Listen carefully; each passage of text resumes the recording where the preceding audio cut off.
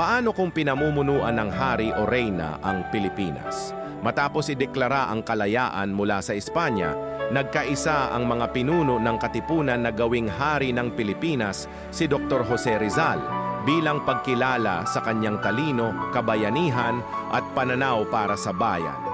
Bilang hari, si Rizal ay hindi diktador.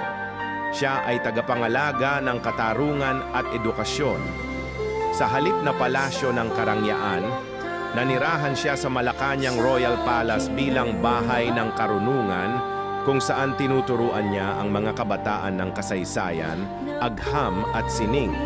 Dahil sa katalinuhan ni Haring Rizal, naging sentro ng kultura at karunungan sa Asya ang Pilipinas.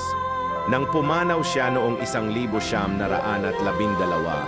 ang buong bansa ay nagluksa sa loob ng 3 buwan. Ipinamana niya sa kanyang anak na babae, si Reyna Leonor I.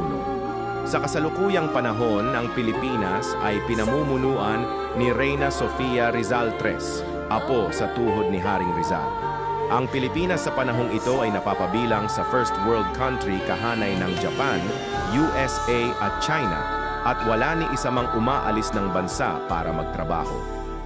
Lahat ay tumatanggap ng benepisyo tulad ng libreng edukasyon, buwan ng pensyon sa mga matatanda at maayos na healthcare.